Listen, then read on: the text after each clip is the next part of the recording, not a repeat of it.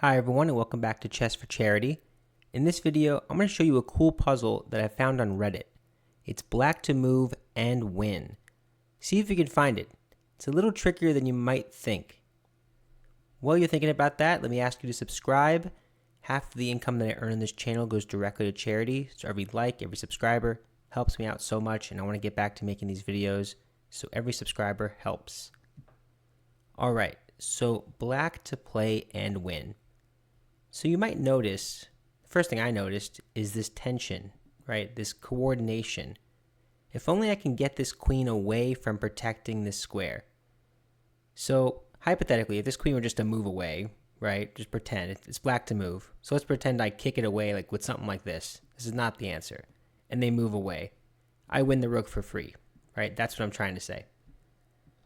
Well, I want to find a way to deflect the queen away. And maybe you think, oh, I'll just do this. Like, that's a good idea, right? Deflect the queen, attack. Not quite, because this will allow a check, and that buys white some time, and white is actually doing a little better in this endgame. So the continuation would be king h8, exchange the rooks, and according to the engine, the best move here is queen e5 check, followed by, again, I don't have to show all of this, but followed by just a centralization kind of thing. Maybe bring the knight in. The best move according to the engine is queen e7 check. Maybe it's just going to be a repetition until a move is decided on. Knight e2 is being suggested. A couple of things. So either way, that's not the idea because that would allow this check. So the only move that kind of is asking to be played, if you think about it that way, is this out there move of b5. And you might say, okay, what's that doing? Nothing else makes sense. You trade rooks. Okay, you can get here. What am I even threatening? This pawn? The computer sees this as a draw, right? Don't do something like this and say, oh, let's trade queens because I'm protecting this. Well, wait a second. You're leaving your knight hanging. Don't do that. So b5, as crazy as it looks, it actually is the right answer. And you might say, why? What is this even doing? Well, if white takes, we'll look at what happens if white doesn't take. But the main variation is if they take. What is this allowing? Maybe I'll give you a second in this position to see if you can find the winning move. So you still have this connection here, so it really feels like I brought them away for no reason.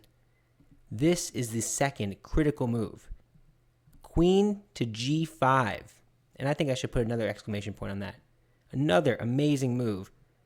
So why is this move so nice? Well, I'm threatening checkmate. So you have to address that. I'm also attacking your queen. So there's this threat going on. So there's only one natural move that white has to do. White has to capture your queen, right? They can't guard this rook that's being attacked by my rook. They can't guard checkmate and their queen at the exact same time. Too many threats. So white can take. Great. But now I have this intermediate move. That's the key. I got white in a position where they take my queen, but I can flick in this intermediate move. They have to move their king because they're in check, of course. And now I take, and I'm up a piece. So that b5 move is absolutely critical. Let's look at it one more time now that you see the whole thing. b5 allows me to put my queen in a square, on a square, that is threatening mate, threatening to take your queen, and threatening a rook. What else is there to do in this situation? So if the rook takes, okay, I'll just take your queen for free. Like, that's fine. Is there a way to drop back with the queen maybe? Do you want to go here, there, anywhere? Can you guard this square? Maybe like that to guard this? But wait a second, your rook is just hanging. You don't want that. So the best course of action for white after this, of course, if they don't take it, that's another variation. But after taking is to trade and go into this endgame after losing the rook. Super cool puzzle. But it's not over that. It's not over yet. It's not over there. If b5 gets played, what else could white do? So we looked at what happens if they take. What if they don't take? Well, let's just say they move away from this diagonal. That would be a bad idea, right? Maybe they go here. I don't know. Try to threaten something. Nothing, really. Well, just take the rook. That's completely easy. The computer's saying this is mate in 4. Sure, that's fine. I can see some checks. I can see a lot of stuff happening there. What else could they really do? If you say, oh, well, they'll stay on this diagonal, this square in particular. Well, remember, the queen is defending the rook, which means I can swipe the queen, exchange, I just remove the defender of this rook, and now rook takes rook, and I won the rook either way. And now, of course, you do this, and this is a winning endgame. You can play something like this and just centralize your pieces, get everything involved, start targeting all of that, and you'll win the game.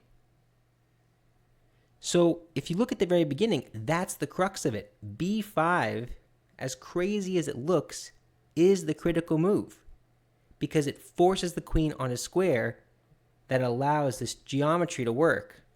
Boom. I love the visual of this. This, and that. Did you find that? I feel like b5, I don't know about you, like if I was not told this was a puzzle and I just was told, hey, play, and I looked at this move for a second, like maybe I can threaten this, but of course they just exchange. I don't see anything there. And I kept looking like, okay, well, if I take, I can force them back. I can maybe play this. Nothing really hit. Did any of the moves come to your mind? I was looking at forcing moves, again, maybe f6, f5, trying to attack this queen, because I noticed this coordination, if you want to call it that, this tension. And then that's when it hit me like, oh, b5, that's the move. But then it's like, okay, well, if you see this move, you have to see the follow-up because now it feels silly. And that's where this amazing follow-up is. Bang, right there. Queen to g5, winning the game on the spot, essentially. Great. Well, hopefully you enjoyed the video. If you did, let me know. Like, comment, subscribe, all that great stuff. It really helps. I'm trying to make videos again, and it's been a great time. So let me know if you have any puzzles you'd like me to show. But yeah, thanks so much for watching. See you next one. Bye.